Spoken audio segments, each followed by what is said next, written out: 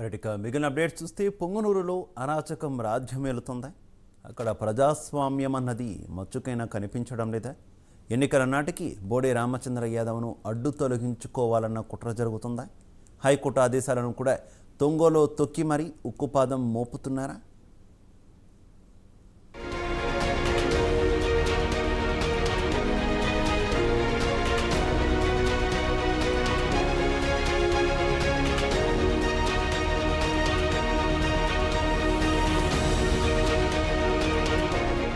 పుంగనూరు గత కొన్నాళ్లుగా అరాచకాలకు అడ్డాగా మారిపోయింది. తాము మాత్రమే రాజకీయాల్లో ఉండాలి, ఇంకెవరూ అటువైపు కన్నెత్తి కూడా చూడకూడదు, తమను ఎదిరించి తలపడితే మాత్రం దేనికైనా వెనుకాడరు, అవసరమైతే భౌతికంగా కూడా నిర్మూలించేందుకు తెగిస్తారు. బీసీవై పార్టీ అధినేత బోడే రామచంద్ర యాదవ్ విషయంలో జరుగుతోందది. పుంగనూరులో శాంతిని స్థాపించాలని, అరాచక శక్తులను పారదోలాలని, పుంగనూరు ప్రజలకు అండదండలందించాలన్న లక్ష్యంతో రాజకీయ పయనం సాగిస్తున్నారు రామచంద్ర యాదవ్. రామచంద్ర యాదవ్ ప్రజల్లోకి వెళ్తే ఆయనకు జనం బ్రహ్మరథం పడుతున్నారు. తమ నాయకుడొచ్చాడంటూ జేజేలు పలుకుతున్నారు. రామచంద్ర యాదవ్కొస్తున్న ఆదరణ చూస్తే ఈసారి ఆయన ఎన్నికల్లో బంపర్ విక్టరీ సాధించడం ఖాయమన్న వాదన సర్వత్రా వ్యక్తమవుతోంది. దీంతో ఎలాగైనా సరే రామచంద్ర యాదవ్ను అడ్డు తొలగించుకోవాలన్న కుట్రకు ప్రత్యర్థి వర్గం పథక రచన చేసినట్లు తెలుస్తోంది. ఆయన మీద దాడి చేసి ఆయన మీదే కేసులు పెట్టి జైలు నిర్బంధిస్తే ఈలోపు ఎన్నికల తతంగం పూర్తవుతుంది.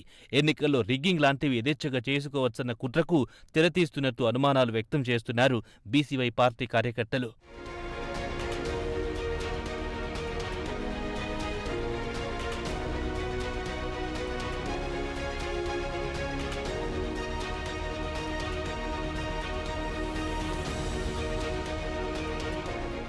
ఎన్నికల సీజన్ కావడంతో రామచంద్ర యాదవ్ పుంగనూరు నియోజకవర్గ వ్యాప్తంగా విస్తృతంగా పర్యటిస్తున్నారు. ఆయన పర్యటనలకు జనం పోటెత్తుతున్నారు. రామచంద్ర యాదవ్ జనంలో ఉంటే తమకు ఓటమి ఖాయమని ప్రత్యర్థి వర్గంలో భయం పట్టుకుంది. దీంతో పోలీసులు పెద్దిరెడ్డి కలిసి రామచంద్ర యాదవ్ను ఎలాగైనా అరెస్ట్ చేయాలని, ఎన్నికలు అయ్యేంత వరకు జైల్లోనే ఉంచాలన్న కుట్రకు తెరతీసినట్లు బీసీవై పార్టీ ఆరోపిస్తోంది.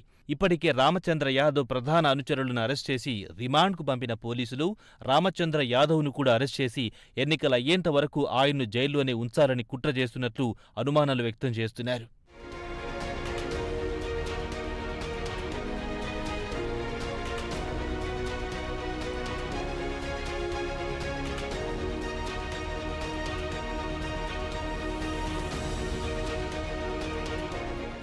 ఇప్పటికే రామచంద్ర యాదవ్పై అనేక కేసులు పెట్టి వేధిస్తున్న సంగతి తెలిసిందే. అయితే వాటిలో 2 కేసులకు సంబంధించి హైకోర్టులో విచారణ సందర్భంగా రామచంద్ర యాదవ్పై ఎట్టి పరిస్థితుల్లో తొందరపాటు చర్య తీసుకోవద్దంటూ న్యాయస్థానం ఆదేశాలు జారీ చేసింది.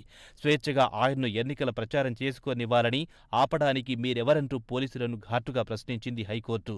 ఇక ఈ నేపథ్యంలో తాజాగా గురువారం ఎన్నికల ప్రచారానికి పుంగనూరుకు విచ్చేసిన రామచంద్ర యాదవ్ను అరెస్ట్ చేసేందుకు పోలీసులు పెద్ద ఎత్తున అక్కడికి చేరుకున్నారు. ప్రచారం చేయడానికి వీల్లేదని, అరెస్ట్ చేస్తామంటూ బెదిరింపులకు పాల్పడ్డారు. దీంతో రామచంద్ర యాదవ్ ప్రచారం చేయకుండానే అక్కడి నుంచి వెళ్లిపోయారు.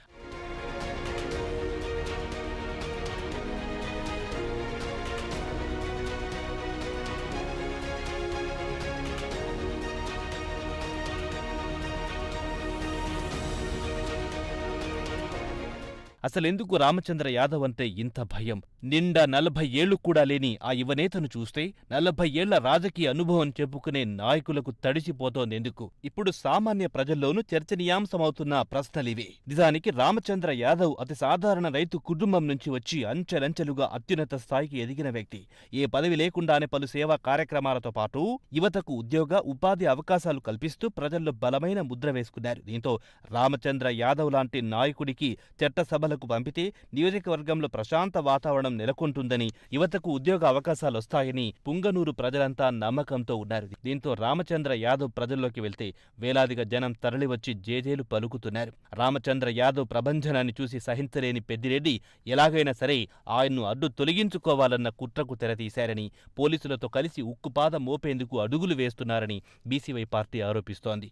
అవసరమైతే రామచంద్ర యాదవ్ను ఎన్కౌంటర్ చేసేందుకు కూడా వెనకాడేలా లేరని బీసీవై బీసీవై పార్టీ కార్యకర్తలు, రామచంద్ర యాదవ్ అనుచరులు అనుమానం వ్యక్తం చేస్తున్నారు. ఇదంతా పోలీస్ ఉన్నతాధికారుల కనుసన్నలో జరుగుతున్నట్లు చెబుతున్నారు. ఎక్కడ కూడా ఎన్నికలకు ముందు ఒక అభ్యర్థిపై హత్యాయత్నం కేసు పెట్టిన దాఖలాలు లేవు. అలాంటిది నామినేషన్ వేసిన తర్వాత జనంలో ఉండడానికి వీలేదంటూ అరెస్ట్ చేస్తామని బెదిరిస్తూ పుంగనూరులో అరాచక పర్వం సాగిస్తున్నారన్న ఆరోపణలు వినిపిస్తున్నాయి. మరి పుంగనూరులో జరుగుతున్న అరాచక పర్వం చివరికి ఏ మలుపు తిరుగుతుందో వేచి చూడాలి.